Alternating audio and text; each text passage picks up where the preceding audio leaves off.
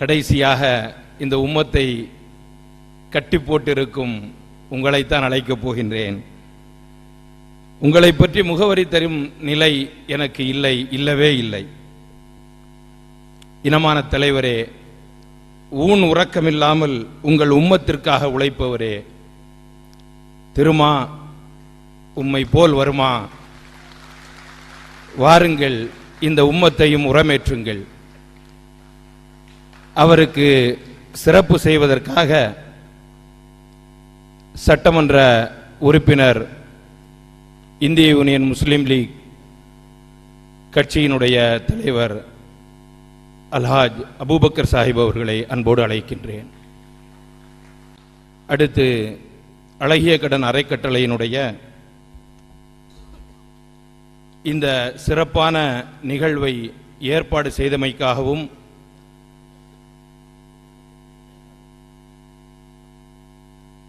மக்கா மஸ்ஜிதினுடைய தலைமை இமாம் மௌலானா ஷம்சுத்தீன் காசிமி அவர்களுக்கு அனைத்து இஸ்லாமிய கட்சிகள் மற்றும் இயக்கங்களின் கூட்டமைப்பு சார்பாக ஒருங்கிணைப்பாளர் அல்ஹாஜ் முகமது ஹனீஃபா சாஹிப் அவர்கள் பொன்னாடை பூர்த்தி கௌரவிக்கின்றார்கள்.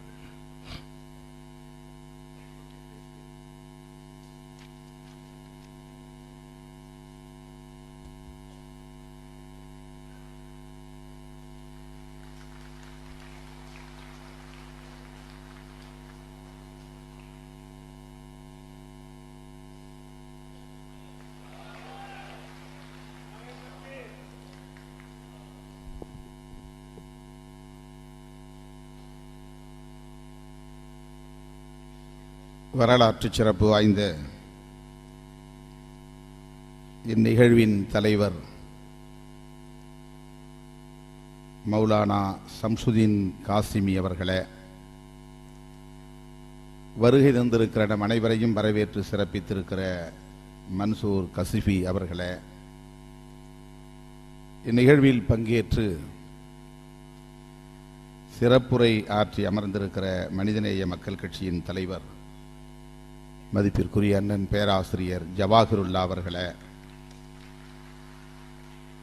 உரையாற்றி விடைபெற்று சென்றிருக்கிற காங்கிரஸ் பேரியக்கத்தின் சார்ந்த முன்னணி தலைவர் அண்ணன் பீட்டர் அல்போன்ஸ் அவர்களே, எனக்கு முன்னர் இங்கே உணர்ச்சிகரமாக உரையாற்றி அமர்ந்திருக்கிற இஸ்லாமிய மார்க்க அறிஞர்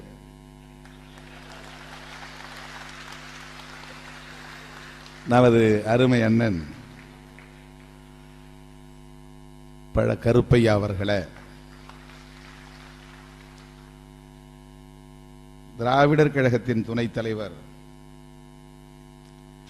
மதிப்பிற்குரிய அண்ணன் கவிஞர் களி பூங்குன்றன் அவர்களே, சட்டமன்ற உறுப்பினர் ஜனாப் முகமது அபூபக்கர் அவர்களே, இங்கே திரளாக கூடியிருக்கிற இஸ்லாமிய சொந்தங்களே, உங்கள் அனைவருக்கும் என்னுடைய பணிவார்ந்த வணக்கத்தை தெரிவித்துக் கொள்கிறேன். இத்துடன் பேசாமல் நான் விடைபெறுவதுதான் சிறப்பு. அண்ணன் பழ கருப்பையா அவர்கள் மிக ஆழமான ஒரு உரையை இங்கே வழங்கியிருக்கிறார். மிகச் சிறப்பான ஒரு மார்க்க உரையை அருளியிருக்கிறார்.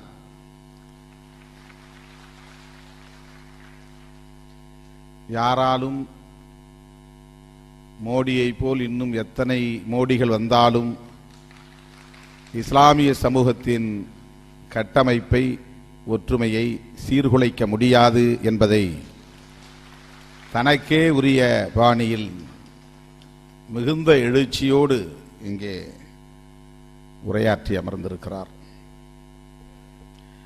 அண்ணன் பேசும்போது சொன்னார், ஷம்சுத்தீன் அவர்கள் ஒருவராக வந்து என்னை அழைத்தார், வந்ததும் நான் மறுதளிக்காமல் உடனே வருகிறேன் என்று ஒப்புதல் அளித்ததை மகிழ்ச்சியோடு சொன்னார். நான் வராமலேயே ஒப்புதல் அளித்தேன்.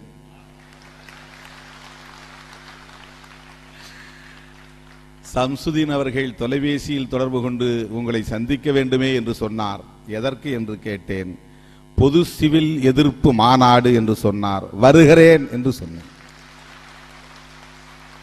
இந்த இடத்தில் மட்டும் அண்ணனை நான் வெஞ்சிவிட்டேன்.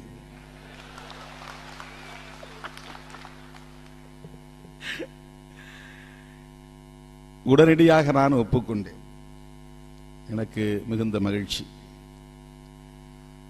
அண்ணன் உரையாற்றுகிற போது இன்னொரு தகவலை சொன்னார். அப்பனுக்கு பெயர் வைத்த பிள்ளை தகப்பனுக்கு பெயர் வைத்த பிள்ளையை இதுவரையில் நான் எங்கும் கண்டதில்லை, அது தம்பி திருமாவளவன் தான் என்று சொன்னார். நமக்கு தந்தை பெரியாரை அறிந்த பிறகு அவர் ராமசாமி பெரியார் என்று அழைக்கப்பட்டாலும் கூட அந்த ராமன் என்கிற பெயரின் மீது எப்படிப்பட்ட புரிதல் ஏற்பட்டிருக்கும் என்பதை ஒவ்வொருவரும் அறிவோம். அதனால்தான் என் தந்தை பெயர் ராமசாமி என்பதை நான் தொல்காப்பியன் என்று மாற்றினேன். தந்தை பெயர் இயற்பெயர் ராமசாமி. ராமனை மாற்றி தொல்காப்பியன் ஆக்கினேன். என் தந்தை ஏற்றுக்கொண்டார். என்னுடைய பெயர் இயற்பெயரே திருமாவளவன் தான். அண்ணன் அவர்கள் சொல்லுகிற போது தன் பெயரை மாற்றிக்கொண்டது சரி என்று சொன்னார். என்னுடைய தந்தை அந்த காலத்தில் 8ஆம் வகுப்பு வரை படித்தவர், தமிழ் உணர்வாளர், பெரியார் இயக்க உணர்வுள்ளவர். எனக்கு திருமாவளவன், என் தம்பிக்கு செங்குட்டுவன், இன்னொரு தம்பிக்கு பாரிவள்ளல் என்று தமிழ் மன்னர்களின் பெயரை சூட்டினார். வாழ்க்கை வறுமையிலே இருந்தாலும் பெயர் பேரரசர்களின் பெயர், மன்னர்களின் பெயர். கரிகால் பெருவளத்தான் திருமாவளவன். அதை பல பேர் திருமால் வளவன் என்று கூட சொல்லுவார்கள். திருமால் வளவன் அல்ல, திருமாவளவன், கரிகாலனுடைய பெயர். அந்த இடத்துல மகாவிஷ்ணு வர்றார், திருமால்னு வர்றதுனால சில பேர் அப்படி போட்டுக் கொள்கிறார்கள். சாதி இந்துக்கள் எல்லாம் அப்படி பெயர் வைத்தால் திருமால் வளவன் என்றுதான் வைத்துக் கொள்கிறார்கள். அண்ணன் அவர்கள் சொன்னதிலே இந்த கருத்தை சொல்ல வேண்டும் என்று எனக்கு தோன்றியது. மிகுந்த உணர்ச்சிகரமான ஒரு உரை. நான் அடிக்கடி விடுதலை சிறுத்தைகளின் மேடைகளில் எப்படி புலகாங்கிதம் அடைந்து நபிகள் நாயகத்தின் இந்த தொலைநோக்கு பார்வையை சுட்டிக்காட்டுவேனோ அதே போன்ற ஒரு பார்வையை அந்த உரையில் காண முடிந்தது. நானும் இப்படி பலமுறை வியந்திருக்கிறேன். நபிகள் நாயகம் எவ்வளவு தொலைநோக்கு பார்வையோடு வழிகாட்டியிருக்கிறார் என்று. இன்றைக்கு நாம் இங்கே போராடுவது என்பது மோடிக்கு எதிரான போராட்டம் அல்ல, மார்க்கத்தை பாதுகாக்க வேண்டும் என்பதற்கான போராட்டம். இந்துக்களுக்கு எதிரான போராட்டம் அல்ல. இது காலம் காலமாய் 1700 1800 ஆண்டு காலமாக பாதுகாக்கப்பட்டு வந்திருக்கிற ஒரு மார்க்கத்தை சிதைக்கிற முயற்சி நடக்கிறது. அப்படி சிதைய விடாமல் தடுப்பதற்கான ஒரு போராட்டம் இந்த போராட்டம். எனவே இது மார்க்க பாதுகாப்பு போராட்டம், பொது சிவில் எதிர்ப்பு போராட்டம் என்பதை விட ஷரியத் என்கிற இஸ்லாமிய மார்க்க பாதுகாப்பு போராட்டம். அப்படித்தான் இதை நாம் புரிந்து கொள்ள வேண்டும். ஜனநாயகத்தில் மிக சிறப்பான ஒரு அம்சம் என்னவென்றால் புளூரலிசம் என்பதுதான், பன்மைத்துவம் என்பதுதான். இந்த பன்மைத்துவத்தை சிதைப்பது ஏகத்துவம், மொனப்பலி. ஏகத்துவம் என்பது இஸ்லாத்தில் உண்டு, அது இறைவனுக்கு மட்டும்தான். இறைவன் ஒருவனே என்கிற அந்த ஒற்றை கோட்பாடு மட்டும்தான். வேறு எதனையும் ஏகத்துவம் என்கிற அடிப்படையில் இஸ்லாம் ஏற்பதில்லை. இறைவனின் பெயரால் மக்கள் கூறுபட்டு விடக்கூடாது, இறைவனின் பெயராலாவது மக்கள் ஒன்றுபட வேண்டும், ஒரே இறைவன் என்கிற அடிப்படையில். கிருஷ்ணனை கும்பிடுகிறவன் ஒரு வகையரா, ராமனை கும்பிடுகிறவன் ஒரு வகையரா, சிவனை கும்பிடுகிறவன் ஒரு வகையரா, முனியாண்டியை கும்பிடுகிறவன் ஒரு வகையரா என்று மானுடத்தை கடவுள்கள் பிரிக்கிறார்கள். ஆனால் இஸ்லாம் மானுடத்தை கடவுளின் பெயரால் இணைக்கிறது. அதற்காகத்தான் இறை கோட்பாட்டில் ஏகத்துவம் இருக்கிறது. வேறு எதிலும் ஏகத்துவம் ஏற்புடையதல்ல என்பதுதான் இஸ்லாத்தில் நாம் அறிகிற உண்மையாகும். ஆகவே இன்றைக்கு இவர்கள் பொது சிவில் சட்டம், ஆடு நனைகிறதே என்று ஓநாய் அழுகிறதாம், இது கிராமத்திலே இருக்கிற பழமொழி. இஸ்லாமிய பெண்களுக்காக மோடி அழுகிறார். இஸ்லாமிய பெண்கள் நடுத்தருவிலே நிற்கிறார்கள், நிற்கதியாக நிற்கிறார்கள். அவர்களை காப்பாற்ற வேண்டும், அதற்காக இங்கே பொது சிவில் சட்டம் வேண்டும் என்று சொல்லுவது இஸ்லாமியர்களை ஏய்ப்பதற்காக அல்ல, இஸ்லாமியர்களின் நலன்களுக்காகவும் அல்ல, ஏமாளிகளாக இருக்கிற இந்துக்களின் வாக்குகளை அபகரிப்பதற்காக. இஸ்லாம் என்கிற மார்க்கத்தை பாதுகாப்பதற்காக போராடுகிற போது அதனை வகுப்புவாதம் என்று முத்திரை குத்துகிறார்கள். வகுப்புவாதம் என்றால் இஸ்லாத்தை அவர்கள் சுட்டிக்காட்டுவது என்பது மிகவும் ஆபத்தான ஒன்று. கிறித்தவமும் இஸ்லாமும் பௌத்தமும் சமணமும் பெரும்பான்மைவாதம் பேசுகிற மார்க்கங்களாக இந்த மண்ணில் இல்லை. இந்துத்துவா என்பதுதான் பெரும்பான்மைவாதம் பேசுகிற ஒரு மார்க்கமாக இருக்கிறது. கவிஞர் அண்ணன் கலிப்பூங்குன்றன் அவர்கள் என் பக்கத்திலே அமர்ந்திருந்த போது ஒரு துண்டு சீட்டை கொடுத்தார். நாம் எல்லாவற்றுக்கும் ஒரு கோட்பாடு இருக்கிறது என்பதை மறந்துவிடக் கூடாது. அதுதான் அடிப்படையானது. இன்றைக்கு மோடி அவர்கள் இப்படி பேசுகிறார் என்று சொன்னால், அல்லது சங் பரிவார் அமைப்பினர் இப்படி பேசுகிறார்கள் என்று சொன்னால், அவற்றுக்கு ஒரு அடிப்படை கோட்பாடு இருக்கிறது. We are our nation defined என்கிற ஒரு ஆங்கில நூல் தமிழாக்கம் செய்யப்பட்டு வெளிவந்திருக்கிறது. இதை படித்து பாருங்கள் தம்பி என்று என்னிடத்திலே கொடுத்தார். கோல்வார்க்கருடைய நூல். அதிலே இந்துஸ்தானத்தில் வாழும் இந்துக்கள் அல்லாதார் இந்து பண்பாடு, மொழி ஆகியவற்றை மேற்கொண்டு இந்து சமயத்தை உயர்ந்த மதிப்பில் வைத்து போற்றி இந்து இனம் அதனுடைய பண்பாடு ஆகிய இரண்டின் புகழை தவிர வேறு எதையும் அவர்கள் வரவேற்க கூடாது. அதாவது அவர்கள் இந்நாடு அதனுடைய பழமையான பாரம்பரியம் ஆகியவற்றை காண சகியாத தன்மையினையும் நன்றிகெட்ட தன்மையினையும் முற்றிலும் நீக்கிவிட்டு உறுதியான எண்ணத்துடன் அன்பையும் பக்தியையும் அவைகளுக்கு பதிலாக கொள்ளுதல் வேண்டும். ஒரே வார்த்தையில் கூற வேண்டுமானால் அவர்கள் அந்நியராக இருப்பதை விட்டொழிக்க வேண்டும். அவ்விதம் இருக்க அவர்கள் விரும்பவில்லை என்றால் அவர்கள் இந்து சமுதாயத்திற்கு முற்றிலும் கீழ்ப்பட்ட மக்களாக, சலுகைகள் எதுவும் பெற தகுதியற்றவர்களாக, கண்ணியமாக நடத்தப்படுவதனையோ அல்லது பிரஜா உரிமையினையோ குடி உரிமையினையோ கூட அடைய அருகதையற்றவர்களாக, சுருங்க கூறுமிடத்து எதனையும் கோர முடியாத மக்களாக வாழ்தல் வேண்டும். இவ்வழியினை தவிர அவர்கள் பின்பற்றுவதற்கு வேறு வழியே கிடையாது. இதுதான் அவர்களை ஆட்டு வைக்கிற நச்சு கோட்பாடு, அவர்களை இயக்குகிற நஞ்சு கருத்தியல். இந்த அடிப்படையில் தான் அவர்கள் இங்கே பொது சிவில் சட்டத்தை கொண்டு வர வேண்டும் என்று துடிக்கிறார்கள். இந்துக்களையும் கிறிஸ்தவர்களையும் இந்த மண்ணில் அந்நியர்களாக போதித்துக் கொண்டிருக்கிறார்கள். அண்ணன் பழ கருப்பையா அவர்கள் பேசுகிற போது சீரா புராணத்தை பற்றி மிக பெருமையாக சுட்டிக்காட்டி, அப்படி அவர்களால் எழுத முடிந்ததற்கு காரணம் அவர்கள் இந்த மண்ணின் பச்சை தமிழர்கள் என்று சொன்னார். இந்தியா முழுவதும் இருக்கிற இஸ்லாமியர்கள் இந்த மண்ணின் மைந்தர்கள், இந்த மண்ணின் பூர்வீக குடிகள், இந்த மண்ணுக்கு சொந்தக்காரர்கள். ஆனால் அவர்கள் உள்வாங்கி இருக்கிற கோட்பாடு இஸ்லாமியர்களையும் கிறிஸ்தவர்களையும் அந்நியராக போதிக்கிறது. இதுதான் இங்கே இருக்கிற அடிப்படை சிக்கல்.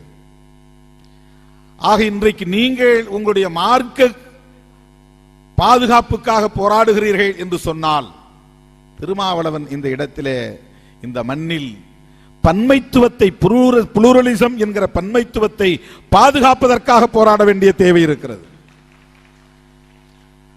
எனக்கு இந்த சமூகம் இந்து என்று முத்திரை குத்திருக்கிறது. அந்த முத்திரையை நான் ஏற்காவிட்டாலும் கூட அந்த அடையாளத்தோடு தான் நான் வாழும் நிலை இங்கே இருக்கிறது. புரட்சியாளர் அம்பேத்கர் அவர்களும் தந்தை பெரியார் அவர்களும் இந்துத்துவத்தை எதிர்க்கிற மாமனிதர்களாக, மாபெரும் போராளிகளாக இந்த மண்ணில் வாழ்ந்தார்கள். இந்து சமூகத்தில் இருக்கிற முரண்பாடுகளை களைய வேண்டும், இழிவை துடைத்தெறிய வேண்டும், அங்கே ஒரு சமத்துவத்தை உருவாக்க வேண்டும் என்பதுதான். சமத்துவத்திற்கும் ஏகத்துவத்திற்கும் வேறுபாடு இருக்கிறது. ஏகத்துவம் என்பது வேறு, சமத்துவம் என்பது வேறு. எல்லோரையும் ஆக்குவது என்பது ஏகத்துவம். இங்கே இஸ்லாமியர்களோ கிறிஸ்தவர்களோ யாரும் வாழக்கூடாது, 2021க்கு பிறகு இங்கே ஒரே ஒரு முஸ்லீம் கூட இருக்க முடியாது என்று கர்வாப்சி இயக்கத்தை எடுத்தவர்கள் முழங்கினார்கள், கொக்கரித்தார்கள், உத்தரப்பிரதேசத்தில் பேசினார்கள். பாரதிய ஜனதா கட்சியின் அதிகாரப்பூர்வமான நாடாளுமன்ற உறுப்பினர்கள் பேசினார்கள். ஒருவன் கூட இங்கே கிறிஸ்தவன் என்று சொல்லிக் கொள்வதற்கு, இஸ்லாமியன் என்று சொல்லிக் கொள்வதற்கு இடமில்லை. 2021க்கு பிறகு என்று கெடு விதித்து பேசுகிறார்கள். இதுதான் மோனோபலைஸ் தி சொசைட்டி. சமூகத்தை, ஒட்டுமொத்த பன்மைத்துவம் மிகுந்த இந்த சமூகத்தை எல்லோரையும் இந்துக்களாக்குகிற முயற்சி. ஆனால் புரட்சியாளர் அம்பேத்கர் அவர்களும் தந்தை பெரியார் அவர்களும் இந்து சமூகத்தில் இருக்கிற வேறுபாடுகளை களைந்து சமத்துவத்தை உருவாக்குவதற்கு போராடினார்கள். அது சமத்துவம். இன்றைக்கு இந்த நிகழ்ச்சிக்கு வருவதற்கு முன்பு ஒரு தகவல். திருவண்ணாமலை மாவட்டம் செய்யாறு வட்டத்துக்கு பக்கத்திலே அரிகரப்பாக்கம் என்கிற கிராமத்தில் துலுக்கானத்தம்மன் கோவிலில் நீண்ட காலமாக தலித்துகள் வழிபட முடியவில்லை என்று கோரிக்கை வைத்தார்கள். அதில் நியாயம் இருக்கிறது என்று உணர்ந்து அந்த கோவிலின் கதவுகளை திறந்து விட்டது அரசு. ஆனால் திடீரென்று இந்துக்களாகிய சாதி இந்துக்கள் அணிதிரண்டு வந்து கடும் எதிர்ப்பு தெரிவித்ததால் வட்டாட்சியர் ஓடி கதவை சாத்திவிட்டார். தலித்துகளும் இந்துக்கள் தான், கதவை சார்த்த சொல்லி கூக்குரல் போட்டவனும் இந்துதான். இந்த வேறுபாட்டை களைவதற்கு மோடி அவர்களே, உங்கள் கையில் என்ன திட்டம் இருக்கிறது? பொது சிவில் சட்டம் கொண்டு வருவதற்கு முன்பு பொது கோவில் கொண்டு வர வேண்டும், பொது வழிபாட்டை கொண்டு வர வேண்டும், பொது சுடுகாட்டை கொண்டு வர வேண்டும். இன்னும் கிராமப்புறங்களிலே வெவ்வேறு சுடுகாடுகள். நான் நாடாளுமன்ற உறுப்பினராக வெற்றி பெற்று போனவுடன் பேசிய முதல் கன்னி பேச்சில் சொன்னேன், இந்த தேசம் என்பது இரண்டாக பிரிந்து கிடக்கிறது, இரண்டு இந்தியாவாக பிரிந்து கிடக்கிறது. ஊர்திரு இந்தியா என்றும் சேரி இந்தியா என்றும் பிரிந்து கிடக்கிறது.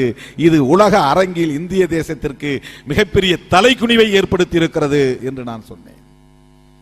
இரட்டை தேநீர் குவளை, இரட்டை சுடுகாடு, இரட்டை வாழிடம், இதைவிட உலகத்தில் வேறு எங்காவது இந்த அவமானம் உண்டா? இரட்டை வாழிடம், எல்லா சாதிகளும் ஒரு இடத்தில், தலித்துகள் மட்டும் வேறு இடத்தில் என்று இரட்டை வாழிடம், இரட்டை சுடுகாடு, இரட்டை தேநீர் கடை என்கிற போது இந்தியா இரட்டை இந்தியாவாக இருக்கிறது.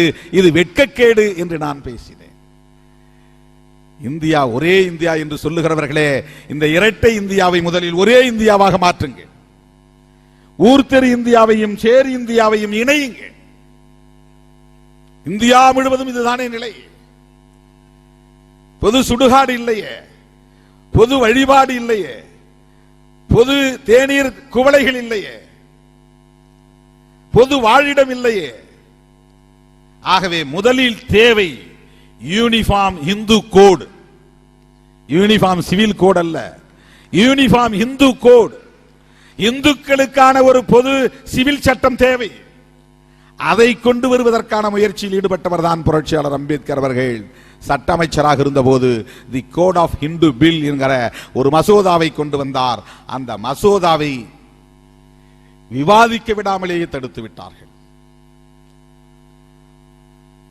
கோபாலகிருஷ்ண கோகலே, வல்லபாய் பட்டேல், சர்தார் வல்லபாய் பட்டேல், இவர்களெல்லாம் அந்த காலத்தில் வாழ்ந்த ஹார்ட்கோர் இந்துத்துவ ஃபோர்சஸ், அதி தீவிர இந்துத்துவ சக்திகள்.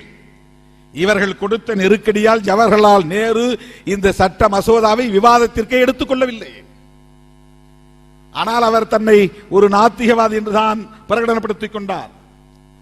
சாதி அமைப்பு, இந்த தீண்டாமை போன்றவற்றில் எனக்கு உடன்பாடு இல்லை என்றுதான் பிரகடனப்படுத்திக் கொண்டார். வலிய அழைத்து புரட்சியாளர் அம்பேத்கர் அவர்களை தன்னுடைய அமைச்சரவையில் இணைத்துக் கொண்டார்.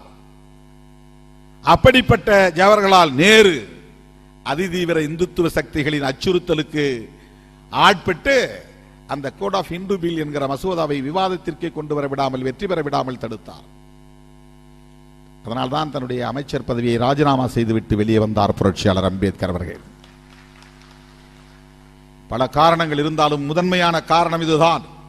அந்த கோட் ஆஃப் இந்து பில் அதனுடைய முக்கிய சாராம்சம் என்னவென்றால், பார்ப்பனர்கள் முதல் அடித்தட்டிலே கிடக்கிற சக்கிலியர்கள் வரை இந்துக்கள் ஒரே வகையான வாழ்க்கை முறையை கொண்டிருக்க வேண்டும், ஒரே வகையான சொத்துரிமையை கொண்டிருக்க வேண்டும், ஒரே வகையான திருமண முறையை கொண்டிருக்க வேண்டும், ஒரே வகையான ஈமச்சடங்கு முறையை கொண்டிருக்க வேண்டும். இதை முறைப்படுத்துவதற்கு, ஸ்ட்ரீம்லைன் செய்வதற்கான முயற்சியில் தான் புரட்சியாளர் அம்பேத்கர் கொண்டு வந்தார். அதிலே பெண்களுக்கும் சொத்துரிமையை கொண்டு வந்தார். இதை அவர்கள் ஏற்றுக்கொள்ளவில்லை. பார்ப்பன சமூகத்திலேயே பல பிரிவுகள் இருக்கின்றன. மிக உயர்ந்த பார்ப்பனர் நம்பூதிரி பார்ப்பனர், கேரளாவிலே வாழுகிற பார்ப்பனர்கள். பார்ப்பனரிலேயே சவுண்டி பார்ப்பனர்கள் இருக்கிறார்கள். சவுண்டி பார்ப்பனர்கள் என்பவர்கள் ஈமச்சடங்குகளை செய்கிறவர்கள்.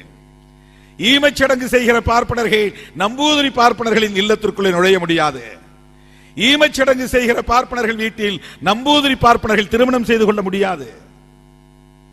சாதி எப்படி சமூகத்திலே இவ்வளவு பெரிய பிளவுகளை ஏற்படுத்தி இருக்கிறது, மானுடத்தை இழிவுபடுத்துகிறது என்பதற்கு பார்ப்பன சமூகத்தின் வாழ்க்கை முறையே ஒரு சான்று. வைணவத்தை போற்றுகிற பார்ப்பனர்களும் சைவத்தை ஏற்கிற பார்ப்பனர்களும் சேர்ந்து வாழ்ந்ததாக வரலாறு இல்லை. அவர்கள் வாழ்க்கை முறையிலே வேறுபாடுகள் இருக்கின்றன. அவர்கள் ஒருவருக்கொருவர் அடித்துக் கொண்டார்கள், மோதிக்கொண்டார்கள், ரத்தம் சிந்திக் கொண்டார்கள். ஆக சாதி என்கிற இந்த கட்டமைப்பு என்பது இவ்வளவு மோசமாக மானுடத்தை சிதைத்த வரலாறு உண்டு. இதையெல்லாம் முறைப்படுத்த முயற்சித்தவர்தான் புரட்சியாளர் அம்பேத்கர் அவர்கள். இன்றைக்கு அம்பேத்கரை துணைக்கு அழைக்கிறார்கள். அதுதான் பெரிய வெட்கக்கேடு, மிகப்பெரிய வேதனை. எல்லாவற்றிலும் ஒரு ராங் இன்டர்பிரேஷன், ஒரு தவறான விளக்கம். புரட்சியாளர் அம்பேத்கர் அவர்கள் எந்த இடத்திலும் பொது சிவில் சட்டம் தேவை, சிறுபான்மை சமூகத்தினரின் ஜனநாயக உரிமைகளை பறிக்கக்கூடிய வகையில் ஒரு பொது சிவில் சட்டம் தேவை என்று எந்த இடத்திலும் சொல்லவில்லை. அரசியலமைப்பு சட்டத்திலே சொல்லப்பட்டிருக்கிறது என்று சொன்னால் அது டைரக்டிவ் பிரின்சிபல்ஸ். 44வது அரசியலமைப்பு சட்ட உறுப்பு, 44வது உறுப்பு என்பது டைரக்டிவ் பிரின்சிபல். அது மத்திய அரசுக்கும் மாநில அரசுக்கும் வழிகாட்டும் நெறிமுறைகள். அது என்ன சொல்லுகிறது என்றால், இந்த இந்து சமூகத்தில், இந்திய சமூகத்தில், இந்து சமூகத்தில் அல்ல, இந்திய சமூகத்தில் ஒரு நல்லிணக்கமும் பொது கருத்தும் உருவாகாமல் பொது சிவில் சட்டத்தை உருவாக்க முடியாது. எப்படி உருவாகும்? இது பல தேசிய இனங்களை கொண்ட சமூகம், பல மொழிகளை பேசுகிற சமூகம், பல மதங்களை கொண்டிருக்கிற சமூகம், பல கலாச்சார உரிமைகளை பெற்ற சமூகங்களை உள்ளடக்கியதாக கொண்டிருக்கிறது இந்திய சமூகம். இப்படிப்பட்ட இந்த பன்மைத்துவத்தை பாதுகாப்பதுதான் உண்மையான மதசார்பின்மை. இந்த பன்மைத்துவத்தை போற்றுவதுதான் உண்மையான மதசார்பின்மை. ஆக இஸ்லாமியர்களுக்கான அவர்களின் பாரம்பரிய கலாச்சார உரிமைகளை சேதப்படுத்துவதற்கு இஸ்லாமியர் அல்லாத யாருக்கும் உரிமை கிடையாது. யாருக்கும் உரிமை கிடையாது. அதுதான் செக்யூலரிசம், அதுதான் மதசார்பின்மை என்பது. உங்களுக்கான பாரம்பரியத்தை, உங்களுக்கான நம்பிக்கையை யாரும் சிதைக்க கூடாது என்கிறீர்கள். இலங்கைக்கும் இந்தியாவுக்கும் இடையிலே இருக்கிற கற்பாறையை ராமன் கட்டிய பாலம் என்று சொல்கிறீர்கள். ராமன் எந்த பொறியியல் கல்லூரியில் படித்தார் என்று திராவிட முன்னேற்ற கழக தலைவர் கலைஞர் கேட்டால் எங்கள் நம்பிக்கையை சிதைக்கிறீர்கள் என்று ஆத்திரப்படுகிறீர்கள். மதசார்பின்மையை அந்த இடத்திலே வந்து கோரிக்கையாக வைக்கிறீர்கள். உங்களுடைய நம்பிக்கைகள் எவ்வளவு முக்கியமானவையோ அப்படித்தான் இஸ்லாமியர்களின் வாழ்க்கை முறையும் அவர்களின் மார்க்க உரிமைகளும். இஸ்லாமியர்களுக்கான மார்க்க உரிமை, ஒருவேளை அண்ணன் பழக்கருப்பையா அவர்கள் தன்னுடைய உரையின் இறுதியிலே குறிப்பிட்டதை போல அதற்குள்ளே திருத்தம் கொண்டு வர வேண்டுமானாலும் கூட அது இஸ்லாமியர்களுக்குத்தான் உரியது. ஆனாலும் மார்க்கம் அதை அனுமதிப்பதில்லை. அதுதான் இஸ்லாத்தின் சிறப்பு. இஸ்லாம் மார்க்கம் என்பது இறைவனால் அருளப் பெற்றவை, அதிலே கை வைப்பதற்கு மனிதனுக்கு உரிமை இல்லை என்பதுதான் இஸ்லாம். அதில் எந்த அமெண்ட்மெண்ட்ஸும் கொண்டு வர முடியாது. நீங்களா பார்த்து செஞ்சுக்கிட்டாதான். அதிகமா கொடுக்க சொல்றாரு. அது அண்ணனுடைய ரெக்கமெண்டேஷன். இது அமெண்ட்மெண்ட் பண்றதுக்கான முயற்சி அல்ல. சரியத்தில் இருக்கு, சட்டத்திலேயே அது இருக்கிறது என்கிற போது அண்ணனுடைய பரிந்துரை வெற்றி பெற்று விட்டது. அவருடைய வேண்டுகோள் வெற்றி பெற்று விடுகிறது. ஆகவே இஸ்லாம் என்கிற இந்த மார்க்கத்தை ஆதரிக்கிற நிலையில் நாம் இஸ்லாமியர்களின் வாக்கு வங்கிக்காக இங்கே நிற்கவில்லை. மதசார்பின்மையை பாதுகாக்க வேண்டும். எனவே இஸ்லாமியர் பக்கம் நிற்கிறோம். ஜனநாயகத்தின் முக்கிய சிறப்பு கூறாக விளங்குகிற பன்மைத்துவத்தை பாதுகாக்க வேண்டும். அதனால் சம்சுதீன் காசிமி அவர்களின் அழைப்பை ஏற்று இங்கே நிற்கிறோம். அதுதான் இங்கே நாம் புரிந்து கொள்ள வேண்டியது. இப்படிப்பட்ட நடவடிக்கைகளுக்கு இரண்டு காரணங்கள் உண்டு. உண்மையான காரணம் ஒன்று, போலியான காரணம் ஒன்று. உண்மை காரணம், எதிர்வரும் ஊபி தேர்தலில் பாரதிய ஜனதா வெற்றி பெற வேண்டும். அதுதான் அவர்களின் நோக்கம். இதையெல்லாம் எடுத்து இதையெல்லாம் விவாதமாக்கினால்தான் த இந்து போலரைசேஷன் என்பது நிகழும். சாதி வெறியும் மதவெறியும் இவர்களுக்கு மிகப்பெரிய ஒரு ஸ்ட்ராட்டஜிக்கல் ஃபேக்டராக இருக்கிறது, ஒரு உத்திக்கான காரணிகளாக இருக்கின்றன. இங்கே முஸ்லீம் வெறுப்பையும் தலித் வெறுப்பையும் மட்டுமே அரசியல் உத்திகளாக கையாளுகிறார்கள். மதவாதிகளுக்கு முஸ்லீம் வெறுப்பும் சாதியவாதிகளுக்கு தலித் வெறுப்பும் இங்கே ஆயுதங்களாக பயன்படுகின்றன. ஆகவே அவர்களின் உண்மை நோக்கம் அல்லது உள்நோக்கம் தேர்தல் ஆதாயம். இந்து வாக்கு வங்கியை ஒருங்கிணைக்க வேண்டும், அதை குவிமையப்படுத்த வேண்டும் என்பதுதான். போலியான காரணம் இஸ்லாமிய பெண்களுக்காக பரிதாபப்படுவது. இஸ்லாமிய பெண்களின் நிலைக்காக பரிதாபப்படுகிறவர்கள் இந்து சமூகத்தை சார்ந்த பெண்களின் நிலைக்காகவும் நீங்கள் பரிதாபப்பட வேண்டும். மொட்டையடிப்பது, வெள்ளை உடையை உடுத்த வைப்பது, இளம் வயதிலேயே விதவையாக்குவது, இப்படிப்பட்ட கொடுமைகள், பாலிய விவாகம் என்கிற கொடுமைகள் இன்னும் இருக்கிறது. உடன்கட்டை ஏறுகிற சதிமாதா வழக்கம் என்பது இன்னும் வட இந்திய மாநிலங்களில் இருக்கிறது. விருப்பப்பட்ட ஒரு இளைஞனை தன் வாழ்க்கை துணைவனாக தேர்ந்தெடுத்துக் கொண்டால் அதற்காக பாலூட்டி சீராட்டி பாராட்டி வளர்த்த அந்த பெண்ணையும் கொலை செய்கிற கொடூரம் இன்னும் இந்து சமூகத்திலே இருக்கிறது. ஹானர் கில்லிங் என்றதற்கு பெயர் சூட்டி இருக்கிறார்கள். கேவலமான படுகொலையை கௌரவமான படுகொலை என்கிறார்கள். அது கேவல படுகொலை. அது இன்னும் நிகழ்கிறது. இதுவெல்லாம் பெண்களுக்கு எதிரான ஒரு கொடுமை. ஆகவே இந்த சமூகத்தில் சாதி ஆதிக்கமும் பெண்களுக்கு எதிரான ஆணாதிக்கமும் தலைவிரித்தாடுகிற போது சீர்திருத்தப்பட வேண்டியது இந்து சமூகத்தின் நடவடிக்கைகள் தானே தவிர இஸ்லாம் சமூகத்தின் சட்டங்கள் அல்ல, மார்க்கம் அல்ல. இஸ்லாம் மனிதநேயத்தை போதிக்கிறது. இஸ்லாம் சமூக நல்லிணக்கத்தை போதிக்கிறது. இஸ்லாம் இறையச்சத்தை போதிக்கிறது. ஒழுங்கை கட்டமைப்பதற்காக, சமூக ஒழுங்கை கட்டமைப்பதற்காக இஸ்லாம் இந்த மண்ணையும் நேசிக்க சொல்கிறது. ஆனால் இஸ்லாமியர்களை அந்நியர்களாக அடையாளம் காட்டி அரசியல் ஆதாயம் தேடுவதற்கான முயற்சியில் சங் பரிவார் அமைப்புகள் இன்றைக்கு களம் இறங்கி இருப்பது அதிர்ச்சி அளிக்கிறது. இங்கே தலையங்கத்தை பற்றி நம்முடைய சட்டமன்ற உறுப்பினர் அபுபக்கர் பேசுகிற போது சொன்னார், ஒரு நாளேட்டில் வந்த தலையங்கம் 1937க்கு முன்பே இங்கு பொது சிவில் சட்டம் இருந்ததை போன்ற ஒரு தோற்றத்தை அதிலே உருவாக்கி இருக்கிறார்கள். அப்படி எதுவும் இல்லை.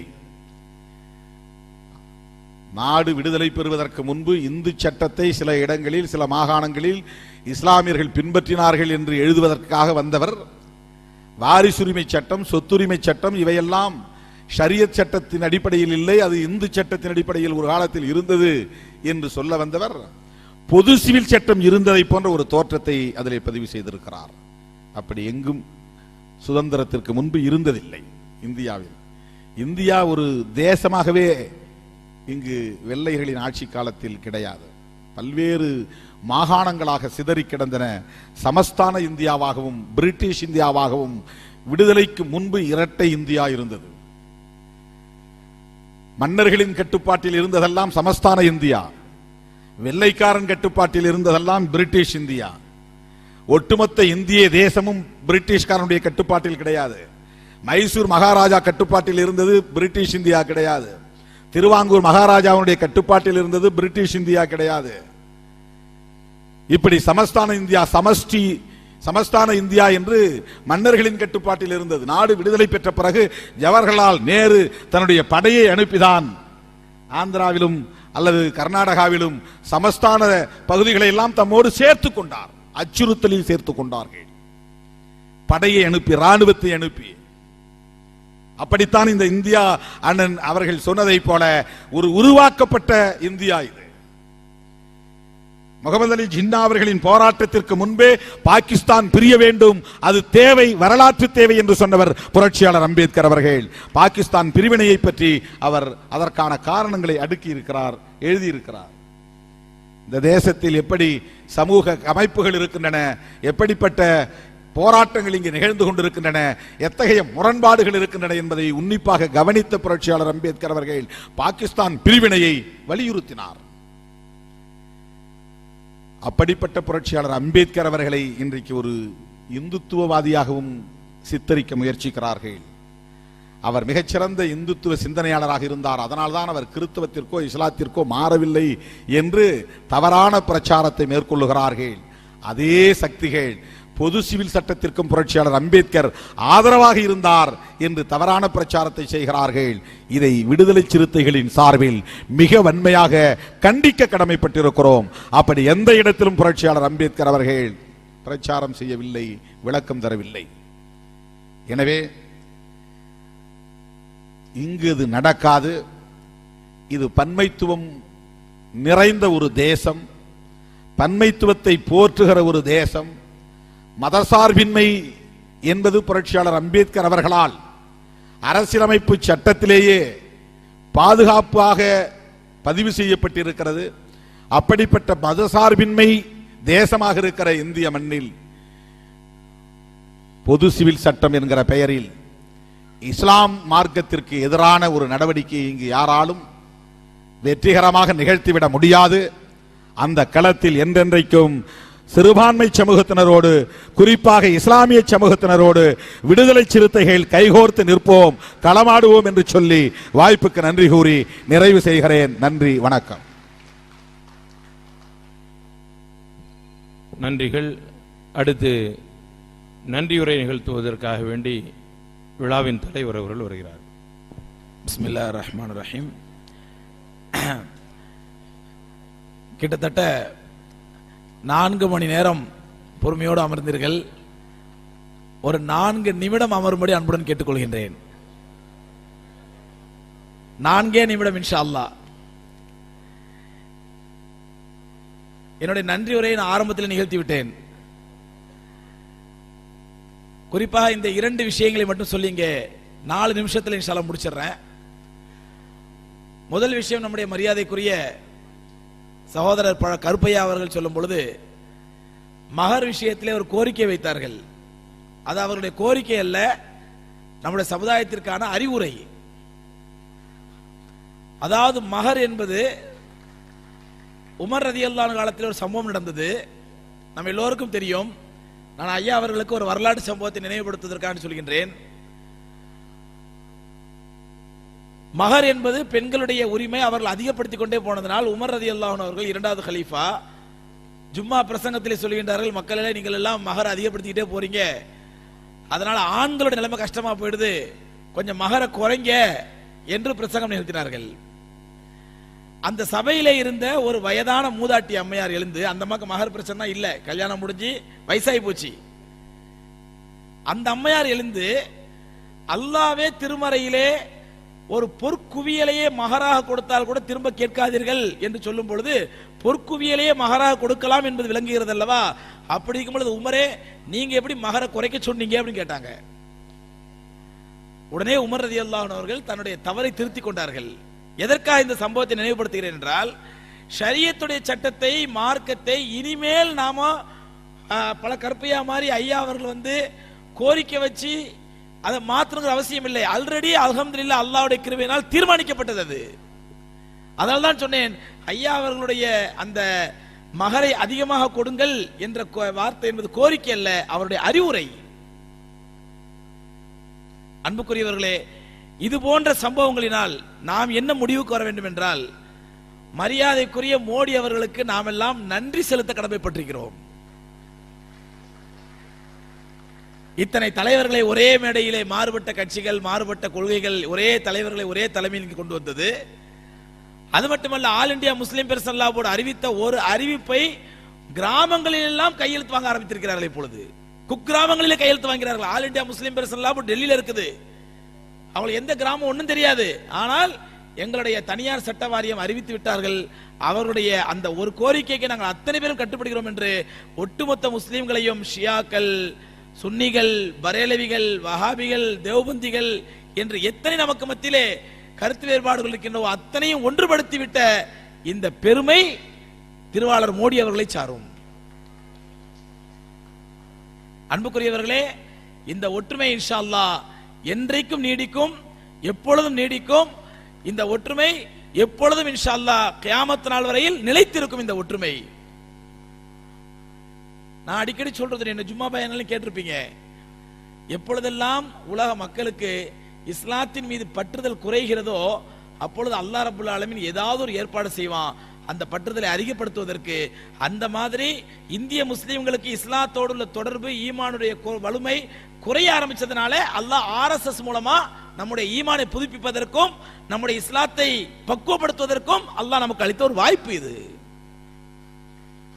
ஆகவே அன்புக்குரியவர்களே, உங்களிடத்தெல்லாம் அன்பான வேண்டுகோள், நாம் அல்லாஹ்வுடைய ஷரியத்தை 100% பின்பற்றுவோம். அதே போன்று மரியாதைக்குரிய சகோதரர் திருமாவளவன் அவர்களுக்கு நாம் மனப்பூர்வமான நன்றி கடன் பட்டிருக்கின்றோம். அவர்கள் சொன்னார்கள், அம்பேத்கருக்கே சாயம் பூசிய ஆக்டோபஸ் RSS, அம்பேத்கரையே தன் வலைக்குள் வளைத்து போட முயற்சி செய்தது. அந்த ஆக்டோபஸ், அந்த RSS என்ற ஆக்டோபஸ் இப்பொழுது தமிழகத்திலே சிறுத்தைகளையும் வளைத்து போட முயற்சி செய்கின்றது. ஆனால் இந்த சிறுத்தை அதுக்கெல்லாம் பயப்படுகிற சிறுத்தையோ அதற்கெல்லாம் அகப்படுகிற சிறுத்தையோ அல்ல இது என்பதை அழுத்தம் திருத்தமாக நம்முடைய திருமாவளவன் அவர்கள் இங்கே நிலைநாட்டியிருக்கின்றார்கள். அல்லாஹ் ரப்புல் ஆலமீன் அவர்களுக்கும் நேர்வழியும் ஹிதாயத்தையும் கொடுப்பானாக. இஸ்லாமிய சமுதாயத்திற்கும் முழுமையான ஈமானை தக்வாவை தந்தருள்வானாக. பங்கேற்ற அனைத்து சகோதரர்களுக்கும் பரிபூர்ணமான நற்கூலை தந்தருள்வானாக என்ற என்னுடைய நன்றியுரையை இத்தோடு முடித்துக் கொள்கின்றேன். வாஹிரு தாவான் அல்ஹம்துலில்லாஹி ரப்பில் ஆலமீன். சுப்ஹானல்லாஹி வ பிஹம்திஹி, சுப்ஹானக அல்லாஹும்ம வ பிஹம்திக, அஷ்ஹது அல்லா இலாஹா இல்லா அன்த, நஸ்தக்ஃபிருக வ நதூபு இலைக்.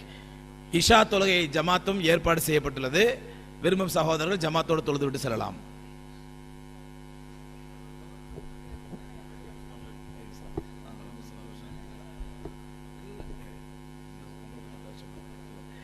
இங்கே இன்னொரு முக்கியமான விஷயத்தை நான் சொல்ல மறந்துவிட்டேன்.